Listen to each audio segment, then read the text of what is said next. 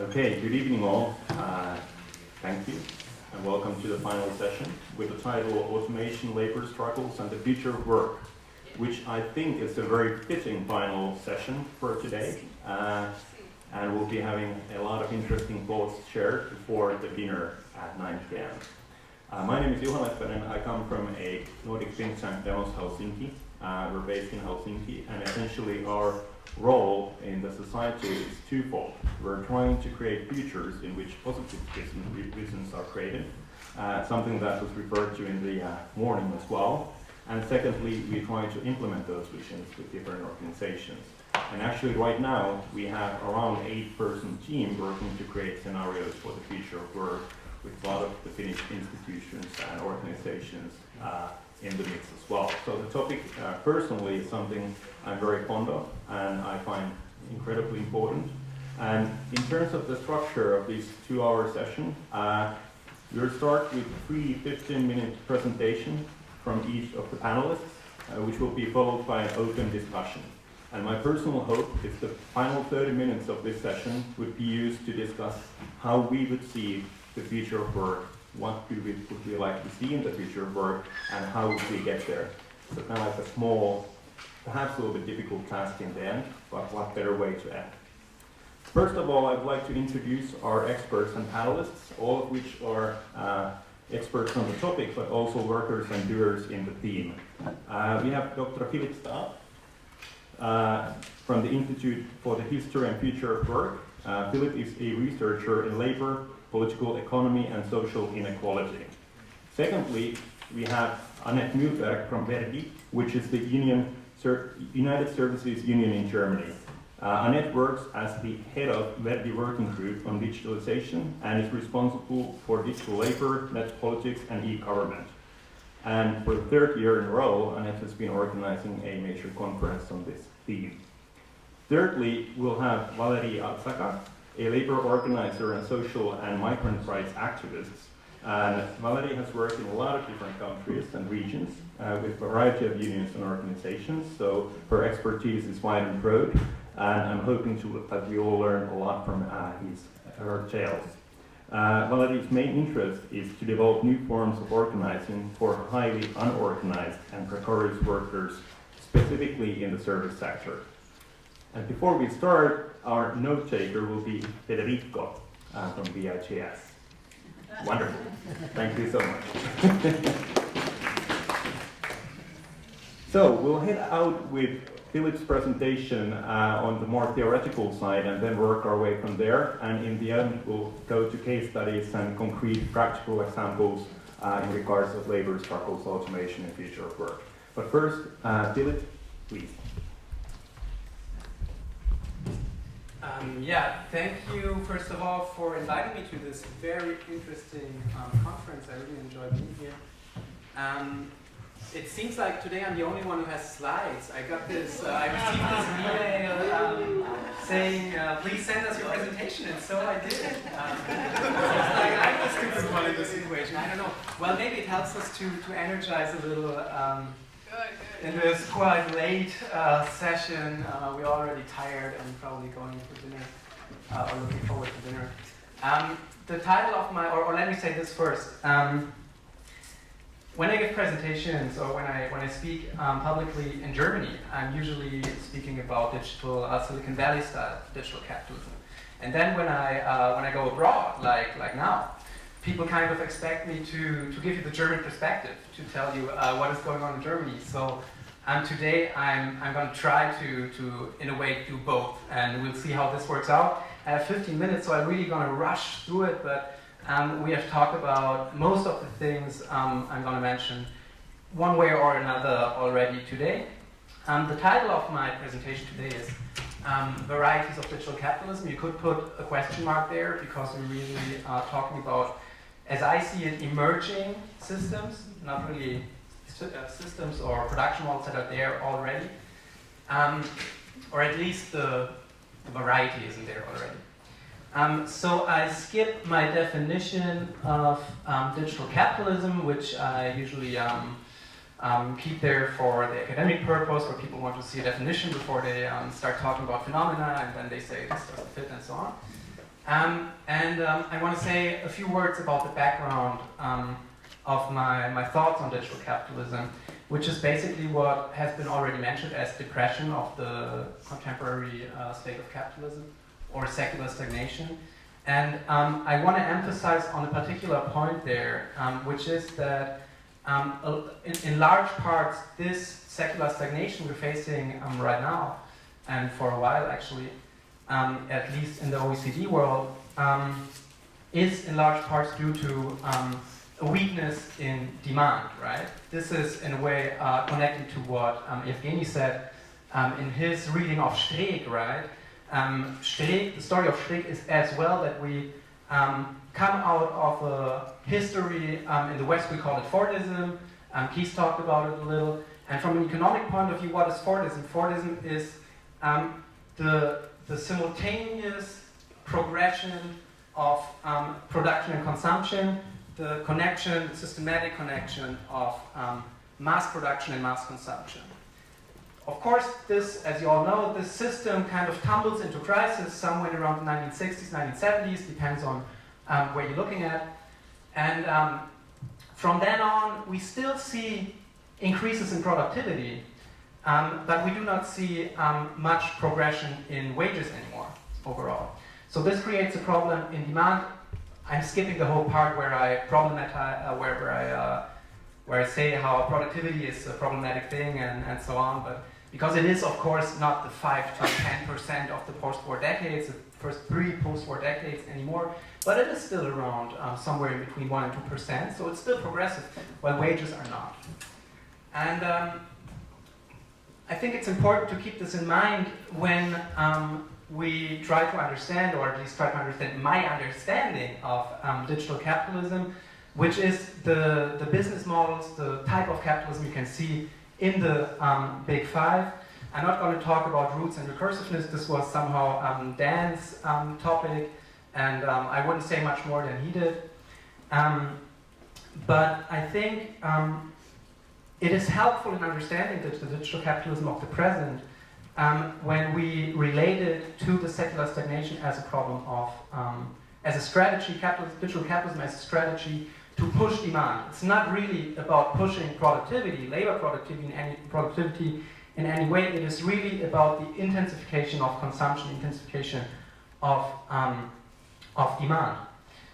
After an era, of course, of public debt, then private debt, and in the German case, very important, export, right? I mean, this is how we dealt with this problem so far. And I just want to give you 3 pretty simple mechanisms by which digital capitalism, in my perspective, in my view, has aimed or aims at the intensification of consumption. First of all, there's of course what you could call the everything at any time principle, right? This here is a tool of consumption that allows us to buy things in time that we otherwise would, like we don't need to go to shops anymore. We can do our grocery shopping on the way home in the bus. And I think this is, I'm like half sociologist, half economist, so from a sociological point of view, I think this is very interesting when you hold it against the structure of social inequality in societies of our kind, right? Because from a consumption theoretical kind of perspective, we're kind of dealing with 2 strata, right? We have, in societies of our kind, we have people with little money and a lot of time. Those people capitalism doesn't have to worry about because they spend all their money anyway. And we have people with almost like very, very little time, but a lot of money. This is 2 big strata from a consumption theory point of view. And this really, I think, is a tool to catch on to this second strata, right? People like probably most of us who in many ways don't find the time to go into cities and go shopping, at least I don't. Then there's of course other strategies like the way we use big data for individualized targeting. We're talking about this a lot in terms of AI and what's to come. If we just look back, if we just reconstruct what is going on, and we're frankly honest, so far it's been mostly about advertising, right? I mean, this is where the money lays so far when you talk about big data and targeting. And another thing is the creation of customer retention in systems of digital consumerism, maybe you know Nike ID, that kind of stuff. I'm not going to elaborate on it and go on. Of course, I'm not the one saying this is a perfect system. No, if you take what I explained as somehow like a nutshell example of digital capitalism Silicon Valley style, then even in this system there are quite powerful contradictions. One is quite obvious, that the time gains the time you gain by this kind of efficient consumption, you kind of lose it in these systems of prosumerism, right? When you spend an hour designing a shoe, or when you rate everything from hotels to Uber drivers to anything else. From a sociological point of view, there's also the problem that, well, let me put it another way. Why do we need individualized targeting? We need in advertising. We need it because the answer of the production system to the crisis of mass consumption was to individualize, personalize, customize products. But with ever more customized products, you need to find ever more personalized and individualized groups of customers. This is what these companies offer, right? But then what do you get? You get a Volkswagen Golf with yellow window frames, or you get a Nike Air Force One with a pink sole. This is not, you know, what a sociology of consumption would always consider to be the major driving force of consumption, namely enabling social distinction. It is mass individualization. And of course, the most powerful contradiction, and the one I'm going to elaborate on a little bit, is the fact that in these same companies, again, if we imagine them as somehow nutshell systems of digital capitalism, we see quite powerful tendencies of the degradation, of downgrading labor. And of course, you know, like the argument goes, the degradation of labor fosters wage regression, undermines the very consumption and demand those companies promise to create. So when we want to understand, in more theoretic terms, how these companies are engaged in the process of downgrading labor, I think we first of all have to understand the logic of their organizational mode, which of course you all know we usually refer to as the platform logic. The platform logic is if you kind of try to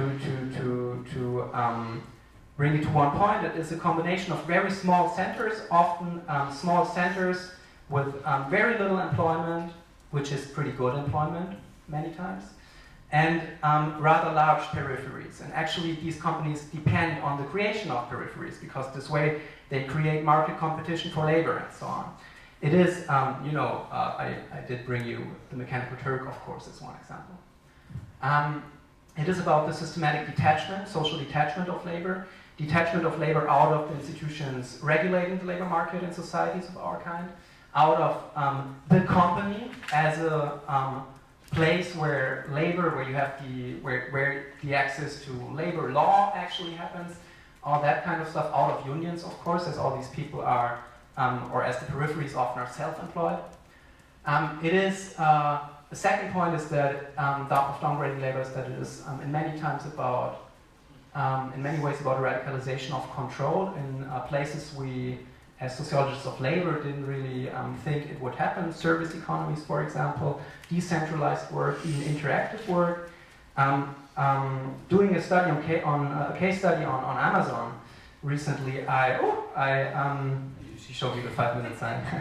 I talked about digital Taylorism, a system where really, even in decentralized work, every single step of the worker is automized in algorithms, via algorithms. Same goes for, in many parts, for white-collar employment, where you also see new modes of what you could call peer-to-peer control, right? Rating systems where employees rate employees, which then becomes a tool of evaluation, firing, and so on. Then you have the whole question of automation as a third point, which is often discussed as a question of an overall risk for employment. looking at the short term, let's say the next 10 to 20 years, in an economy that I know quite well, like Germany, I'm not really that scared of this overall risk of employment. If you want to, I can elaborate on it in the discussion. But what is happening, of course, is that even by implementing the option of automation, or showing or arguing that it is there, while it is questionable if it really is there, in many ways, this puts pressure on wages. So, and then I argue there is a new labor force, flexible and controlled, and universal competition, tendency global competition. Again, you, of course, think of crowdsourcing platforms. Against that, as a second model, what is Industry 4.0? Industry 4.0, first of all, is the name powerful actors in Germany have given to the expansion of ICT in German industrial companies. You could argue that it is mostly about two things then. It is about new applications for new robotics, smart robotics, flexible robotics, and the other thing is that it's about setting software standards for, at least this is what they want, global production chains. It is so far not really much more than, or it seems to be right now to be really something like a merchandising machine for the German export model. We sell our machines to China, they all go crazy for Industry 4.0, they love it, they put it in their own agenda, but I would argue that as a sociologist, I'm always kind of fascinated with emerging institutions, and there are some tendencies where you could say, well, maybe this is something like an institutional system emerging there. There could be a second or actually third type of digital capitalism next to the digital Silicon Valley style and China. It is about further integration of value chains when you talk about the goals of these policies, about the further integration of vertical integration inside companies, about further automation, about further individualization of production, and about the creation of new markets. And as you can see with my further terminology, it is a system that, other than Silicon Valley style capitalism, is very incremental in its development, and there are particular reasons for it. Even the creation of new markets, the implementation of the platform logic in this model is one that integrates the platform in large companies, right? I brought you these two little examples, Car2Go, which is the car sharing concept of Daimler, and Drive Now, which is the same thing from BMW. This is a system where you create platforms, but you integrate them into larger corporations, and it's a whole different organizational logic. So this is broken somehow. I try to memorize it. Well, you would see digital capitalism here and Industry 4.0 here, and my argument would be heuristically, of course, that while digital capitalism so far is mostly about consumption distribution, Industry 4.0, it's more about production, while at the base of this dynamic, in Silicon Valley style digital capitalism, you have the logic of venture capital with all its exit strategies and short-term capitalization strategies, while you have rather patient production capital at the basis of Industry 4.0. You have in digital capitalism this whole idea, problematic in itself, I know I'm still going to say, of disruptive transformation, while you have really an idea of incremental change in the Industry 4.0 idea, and you have the rise of the intermediaries, the platforms, the rise of the intermediaries in digital capitalism, while you have a persistent dominance of producers in the Industry 4.0 model. So it is about the integration of the platform logic into the institutional framework that is established. And I think this is about it. No, still, well, I have time to say thank you, and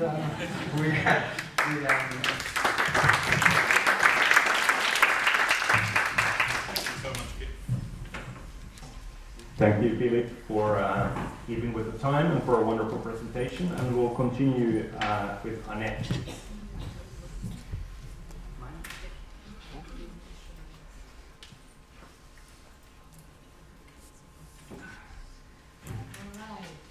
Well, thank you for the invitation. I try to continue, and I try to be positive as we all want to do our.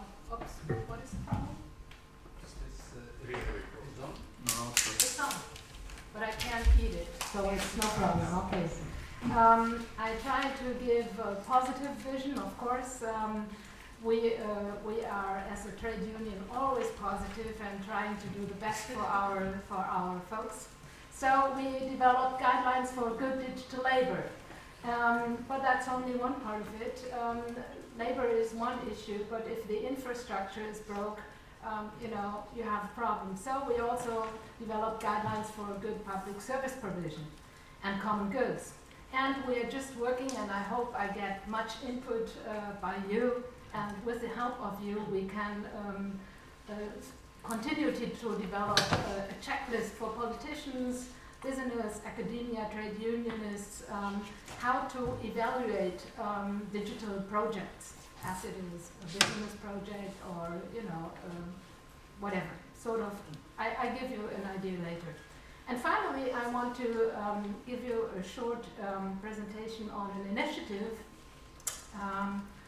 by legal folks who just started last week a presentation on a new legal framework, a Charter of Digital Fundamental Rights for the European Union. So, we all know that these nice digital tools provide us with great opportunities for engagement, participation, new ways of working, new ways of doing business, and new kinds of services that could even serve the public interest if there was a will to do so. In addition, mobile technologies enable many working people to decide for themselves when and where they want to work. This is nice. But human history teaches us that good things don't simply happen by themselves. We have to keep fighting for them again and again. Excuse me, may I just move a little bit because there are the legs of this. All right. Yeah, just in the middle of fighting. This is bad.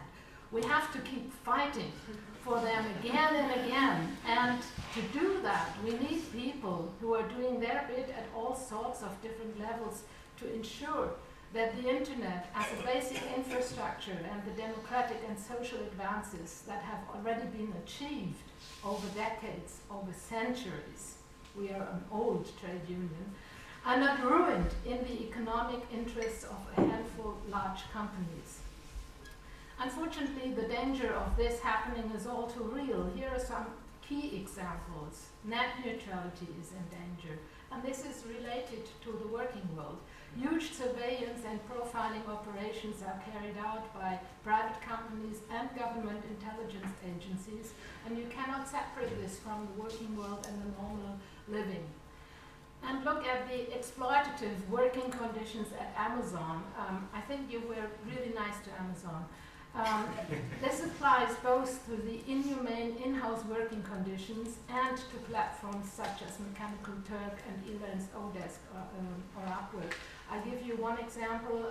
We had in the logistic field of Amazon, we had a case where a guy, oh my God, what is Abmahnung? Okay, he got legal trouble. It's just before you get kicked out of. A warning. Yeah, it's a warning. And he got a warning by his employer because of 2 times inactivity within 5 minutes. So they control them.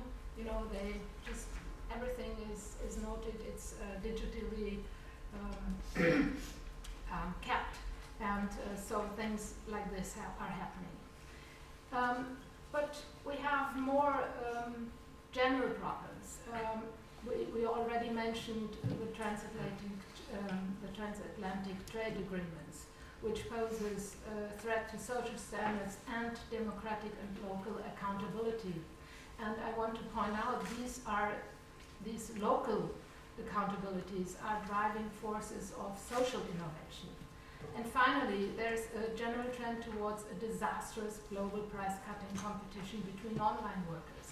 So something needs to be done about this situation. New business models that have yet to be properly regulated. By the way, regulation was almost not mentioned today. They have to be properly regulated, but they are systematically used to circumvent labor law, co-determination, social security arrangement, and taxation. One example is crowdsourcing, where work is often divided up into small bundles of tasks that are tendered only to an anonymous crowd of small contractors. You already said, that there is no contact between the workers, which is a real problem.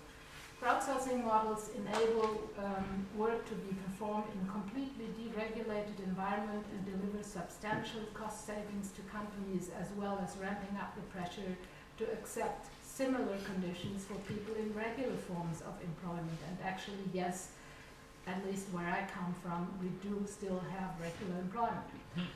Businesses are increasingly targeting their platform strategies at the global labor market, offering housekeeping service, skilled trade function, and production support jobs.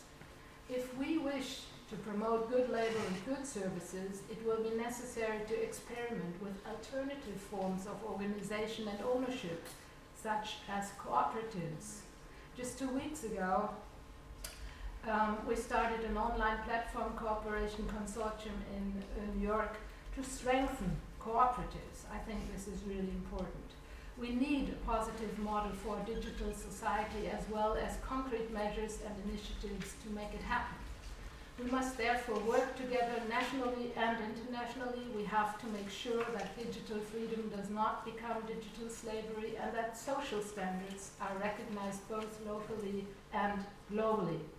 What that means for us as trade unionists is that we will continue fighting and striking for goals, such as the introduction of a collective agreement at Amazon. Moreover, we should seek to ensure that the trade unions' existing achievements, such as co-determination, freedom of association, the minimum wage, employee data protection, occupational health and safety, and adequate pensions, are extended to the realm of online platform work. We are not prepared to allow our living and working conditions to be determined by multinational companies. Just to explain where I come from, my trade union, Verdi, that spans a wide range of different professions in the private and public services sector, including white-collar and blue-collar workers, civil servants, freelancers, and crowd workers.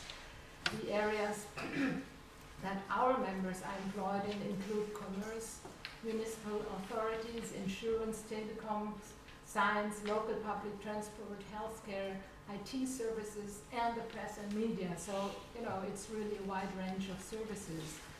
And as a trade union, we think it is important to build partnerships with consumer protection organizations, with scientists, internet activists, employers, and commons-oriented techies, such as the Chaos Computer Club folks.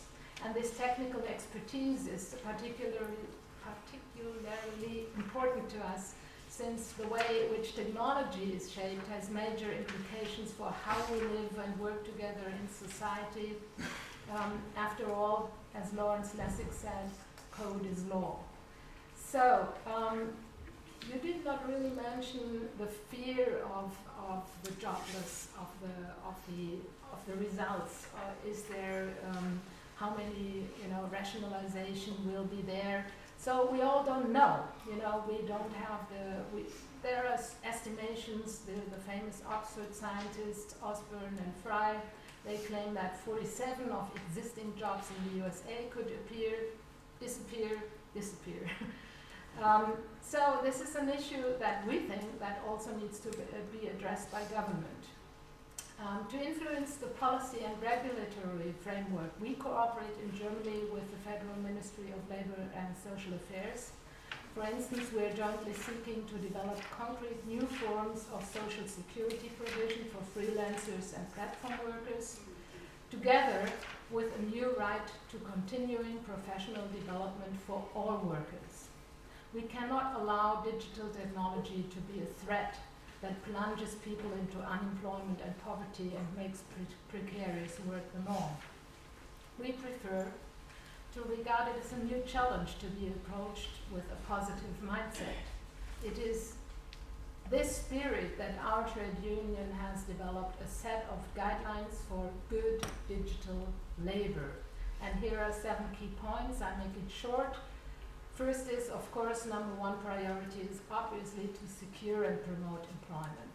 Second, workers in the digital age need new skills and new ways to, make new arrangements. Third, we want healthy work. We want a right to log off instead of a round-the-clock employee availability. Fourth, we are working to strengthen informational self-determination and employee data protection, both nationally and internationally. I focus a little bit on that because the crowdsourcing-based employment models place particular emphasis on providing as much transparency as possible with regard to employees and contractors, since their digital reputation is key to successful labor marketing. The threats that such practices pose to employees' privacy rights call for legal, technical, and organizational safeguards and deterrence. Fifth, we want to ensure freedom of expression, freedom of the press, and freedom of association, and protect professional secrets.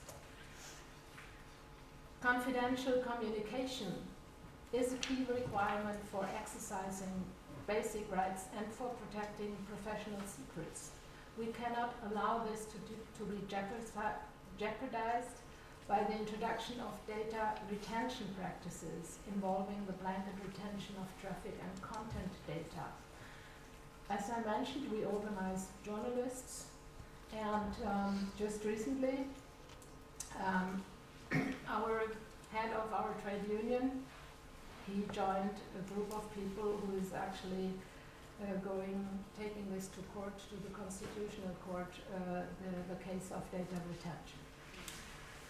It is necessary to promote, actually we do it the second time. It is necessary to promote the development of user-friendly anonymization and encryption techniques. In addition, better legal protection should be offered to whistleblowers.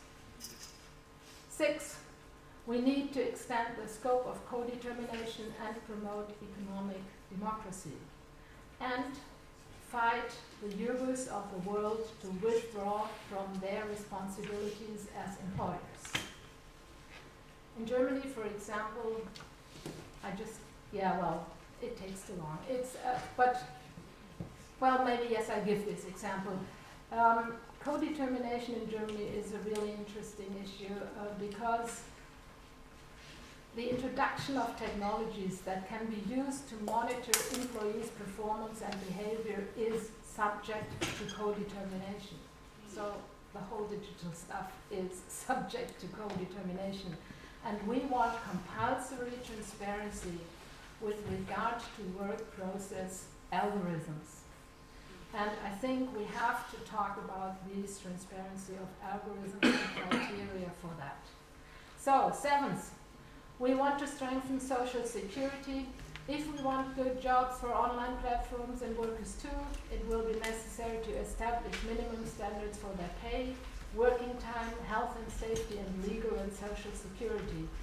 Poverty is a serious problem among the elderly, not just in Germany, but also in Germany. The social security system needs modernization. It should include all working people, regardless of the type of their work they do. In the case of online platforms, contracting entities should be required to make a proportional contribution to the system's funding, just as traditional employers. Moreover, it is clear that national solutions are no longer sufficient in the age of global economy. In a nutshell, all these questions are about fairness and equitable distribution and how we organize public infrastructure. So I don't have the time, but I will just say, yes, we did write a manifesto on better public service provision, which deals with the issue of access, which deals with the question of government services and the digital empowerment for local communities and its citizens. And I got an invitation here on a Gmail account, which I thought is not really the best symbol for strengthening technological sovereignty. I think we really should work on these issues, that we have a service we can offer to all citizens to strengthen their sovereignty. We need democratic methods and standards. We need open standards. We have to talk about the technology we use. We have to talk about critical infrastructures, and we can make use of workers to check those critical infrastructures, because we don't talk enough with those workers who actually run those infrastructures. And of course, yes, we do have to talk about the whole sphere of data protection and self-determination. In this, I want to end with the hint that there is a Charter of Digital Fundamental Rights of the European Union just published, and I think it's a nice approach to discuss this issue also under the legal aspect. Thank you very much.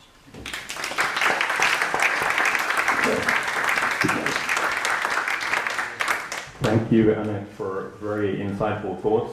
Been working a lot with unions in Finland, and to an extent it's felt at times that there's been a time of paralysis in the Nordics at least. I cannot highlight the importance of progressive ideas in terms of where should we go.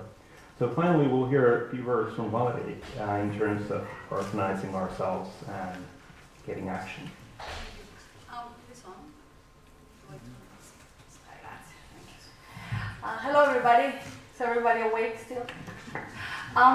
So there was a lot of things mentioned already that I was going to mention, and I think I wanna take us to the perspective of a worker, because I think it's fundamental to go back to the worker and that life that worker has. And I think the Amazon campaign that Verdi has run, also with UNI, which is a global federation of labor, is a very good, I think, point of analysis, because I think campaigns, we have to look at the limitations of organizing workers in this capitalist system right now. It's funny, I just moved to the UK and I used to live in Germany, and Verdi actually has power to actually sit down and be an equal partner possibly with employers and government to discuss this in a serious way.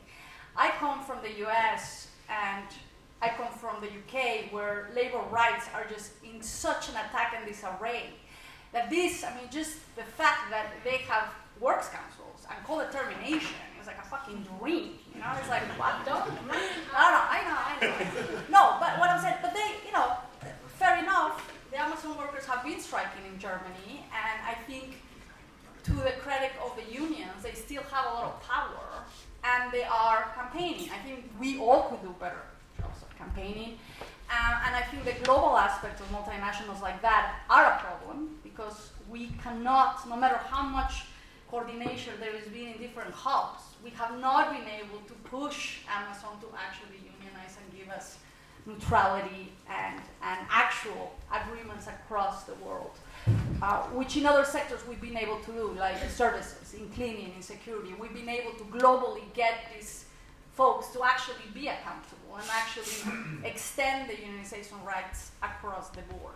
So I wanna mention that it is just not easy to organize, especially in these sectors. Okay, so when you see Deliveroo workers actually doing wildcat strikes, it's a very powerful moment for us to figure out, okay, how do we support that process to actually amplify itself? And I think a lot of what I would like to talk about is, unions, although we want to protect and we understand we need to adapt, unions are not doing a very good job of following this kind of workers and empowering them to actually have, resources to organize more amply. And so I would argue that the unions are behind. Models of organization, whether, in the United States, I'm going to talk specifically about service workers, because I think there you look at Uber workers and the work that has been happening between the Taxi Workers Alliance and the fact that they're trying to do an app to actually try to do market, be a different platform so people can choose, and solidarity work can happen at a city level. I think those are the kinds of things that are not union-driven, but are worker organizations-driven, self-organizations that I think are sometimes more flexible than unions that have to figure out how we're going to, on the ground floor. So for me, I think one of the interesting things, is precisely the fact that this workforce right now, whether it's the Deliveroo or the Uber workers, or in the case of Amazon's, and other kind of like emerging economy workers, live under much precarization. So the time to organize, the risk that people take to actually come together, is what I think we need to kind of figure out how to help and how to think about alliances and solidarity campaigns that are much more powerful. Okay. In my case, I wanted to talk about this because I find that that sector is very hot, and it is a moment to actually invest. And I don't mean invest just, our support, but organizations to look at what is it that we can do. And so I think a lot of the conversations that you're having about regulation to me is very important. I mean, in the US right now, the whole conversation about how we will regulate Donald Trump. Yeah. Donald Trump. I mean, obviously in the US things are going to get worse. And I think on labor rights we are, this is not a good moment. But it's also a moment to resist, and it is also a moment to stand up, and it is also a moment to hit the streets, because quite frankly, we don't have the regulatory frameworks.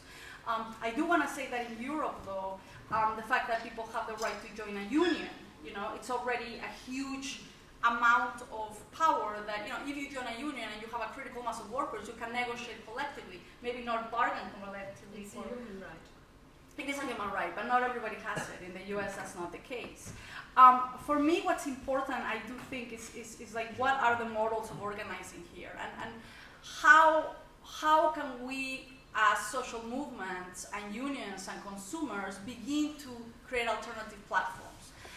And create also alternative models of organizing, which in my case, I think, if I look at some of the most successful campaigns, has been about actually organizing very locally and very clearly and very researched ways of putting forces together, okay? So one of the things that I think in campaigning we need to do is really follow the money and figure out a way to kind of monkey wrench and kind of create different ways of extracting, how to divert a different kind of behavior from consumers as well as, I think for the workers to use the platform to organize themselves has been a very powerful thing.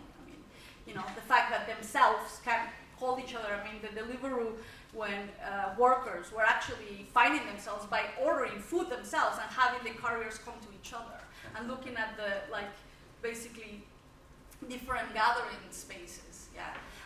And so what's amazing about labor, in my view, is that it still has a locality. There's still a city, there's still a street, there's still a workplace, there's still an outsourced place, but there is places. And so the way in which we campaign has to be very much about, in my view, the very forces that, in a locality we're trying to align, okay? I don't, unfortunately, think that unions by themselves can do this. Because at this point, at least in some of the most neoliberalized places in this world, that just has not been enough. And so we always have to do it in alliance with communities, in alliance with workers and their families, in alliances with churches, which people find very strange, but in alliances with very communities in which workers are actually living and producing, right? And one thing that strikes me, I'm right now doing a campaign. I'm spending a lot of time organizing workers in the care sector, all outsourced, all privatized, or all very fragmented. Home care workers and nursing home workers, which are more aggregated, but nevertheless very fragmented, and privatized with no union rights. And for us, it's really, again, like fighting in models that are destroying the care sector because equity funds have them and they're really just destroying it. So for us, one of the things that we've been really focusing on is precisely this community organizing model. And then how is it that carers plus the clients, plus the families of the clients, plus the neighborhood that actually, basically the city councils and the people that outsource it, how do we make accountable those in a way, those standards or those conditions. And for a lot of the work that we're trying to do is really research precisely where the money flows are, what are the interests of those companies, and how to campaign on their interest, not on our morality, our ethical behavior, because they don't give a shit, quite frankly. They don't. And so, in terms of campaigning, I do think there is much more work to do in understanding and following money and interest at hand. And I do think that in my case, at least, and maybe because the global forces are a bit daunting, is that I do want to go back to this municipalismo, but not only in the government sense, but in the organizing labor sense, in the community organizing sense, in the political organizing sense. And how do we weave these campaigns to actually end up in regulation and more labor rights within that regulation, right? And actually maybe renta básica, if we're all going to lose our fucking jobs one day. So maybe guaranteed income has to be a discussion that we take back, because I do think that that's a future that, I don't want to be paranoid, although I live in the UK. So, the Daily Mail was just last week talking about thousands of jobs disappearing in the next 20 years, which I do believe. Because, I've been doing services, and in the security sector, it's been happening anyway. So renta básica is back, I think, in our discussions. Maybe many unions don't want to talk about it, but I think they should. And I think we need to figure out ways, right, to kind of project what's coming in more social ways. But let's go back to organizing. Let's go back about these forces, because in my view, in the Netherlands, for example, we were able to do a very good job with cleaners and the youth sector. So one of the things that the union understood is that young people are born into labor in the most precarious of conditions, right? They do the shittiest jobs, get paid youth wages, are not unionized. There's really, most of the sectors where they work there's not a strong union base. So they're born as workers without any kind of culture. I mean, I would say Germany excluded, because they have Azubis and they have, some of your sectors are really good at youth organizing and youth training, and it's very different than the precarity that I'm talking about, and these workers are actually in the bottom of the economic scale, okay? And in my view, so the Dutch union decided to go ahead and do a youth campaign for youth wage and change that. So there was a political campaign where are the young workers? Retail, fast food, etc., etc. And they actually did a cross-employer, cross-sectoral organizing, where they got a lot of young people to politically organize to change the youth wage law, to get more, okay? And they won. And they won by doing some sexy campaigning, dude. Sexy campaigning, alliance building with other union movements, or other union brothers and sisters, right? And they also campaigned with fun, right? With artists and music and festivals. And this was not a boring-ass kind of campaign traditionally done by the union. It was something that the young people decided. And they had allies in so many different sectors, right? And it created a popular culture. It created a space where they could make fun of their own politicians. I mean, one big exciting action was literally them sitting there half naked. Well, not totally half naked, but they had underwear, one half here, dressed, and they were talking about their own, this is how much they made. I mean, they made half of everybody else. And every time they did it, it garnished more and more public opinion support. So I think in this moment where the new economy workers are beginning to be visible, because they're everywhere. I mean, in my little city where I work, the delivery workers, because it's a university town, are everywhere. And they're always hanging out. And you can just tell, man, that is an organizable space. But where is the union? Where are the resources? And I'm not saying that workers shouldn't self-organize. I'm just saying we need resources to campaign, and resources to amplify, and resources to connect, and time, and damn time to organize, and damn rights to organize. So I would say that one of the things that I would want to very much kind of connect, right, is that right now under this system, the right to organize unions is in major attack. I mean, I cannot explain to you how much repression and sackings and, at least in my work with home care workers and nursing workers, is rampant. Rampant. I mean, you get kicked out in the US, forget it, right? We're in deep shit there. But I would argue that also what I've been seeing in the UK is very much that. You have the right to join a union, but it's not, the unions are not active right now. I think we need to be more, and we need to push those kinds of things.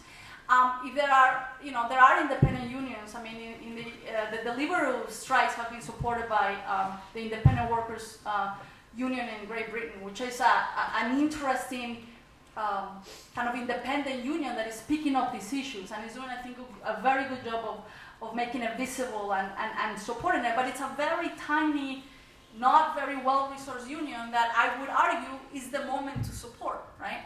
Is a moment to be allies with them, is a moment to actually connect the dots. And yet, to have a union, to be properly recognized to bargain, is such a big threshold for us.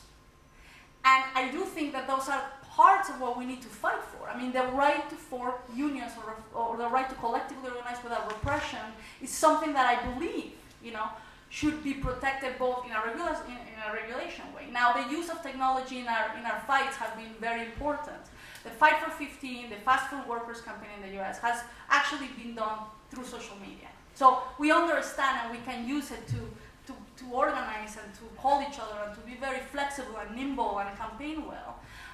In IG Metall, I also, we did a work council election on a wind sector, huge corporation, and we did it with WhatsApp and we won, right? We just kicked their ass. And so for me, obviously the technologies are there and we can use them, but they have to be a part of a bigger strategy about how to win and how to gain more and more rights to aggregate power. Because I think that pathway, in my view, is what is at stake.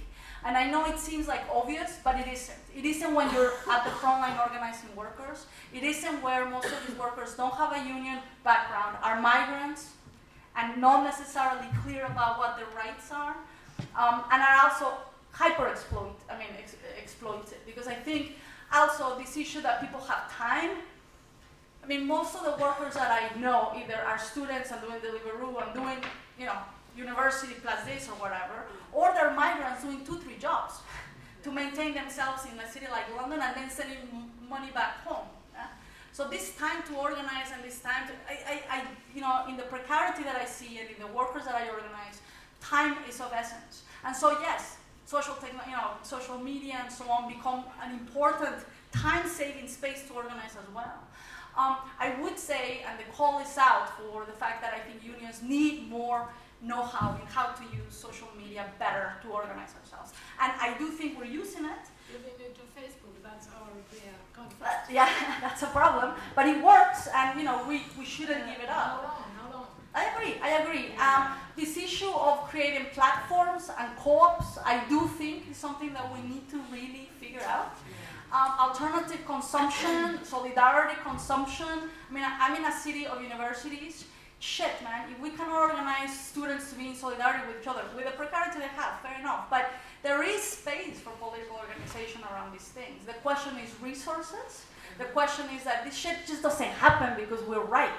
It happens because unions put the money and the know-how and develop it, and we mentor campaigners, and we mentor researchers, and we mentor community organizing and organizers, and we develop workers to have more power of amplification of their organizing capacity. So skill building, leadership development, know-how, right? Analysis, knowledge, all these kinds of things is what we need to produce. In institutional changes, that's fundamental. But in building movement, I think that's just not only, it's not even an option. It's like if we don't have it, we will be kind of reactive rather than proactive in the long term. And I think this is a very important moment. I am not hopeful. In fact, I think workers are ready to kick somebody's ass enough to fucking vote Trump. The question is, what is that alternative message? What is that alternative way? And just because a union organizes workers doesn't mean they're not going to vote for Trump. So unions themselves have to get their shit together. And I don't think, it's going to be by us not joining the union. In fact, we have to join unions. We have to be active as well. We have to bring our capacity and expertise into these spaces because the unions are also open institutions. And we either let them just kind of wobble around and die, or we make them robust and connected and effective. And I do think that unions are also in a crossroads. Right? Some unions are just actually co-opted, not moving, in paralysis. Some are trying to do their best and they don't know how to win. They forgot. They have a strike, but they're not very efficient. Or they do a big demo and then they didn't come back. And then they wonder why they didn't win. So, there is a lot of campaigning strategies that I think we need to continue to develop, to share, to open source. But I also think that we need to do it in linkages with universities and activists and, and Quakers and people that are going to be on our side, usual suspects, unusual suspects, and we need to amplify that public opinion and that support. And I think we do have it. I think we just have to be more active and more robust, and that's our challenge today. Thank you.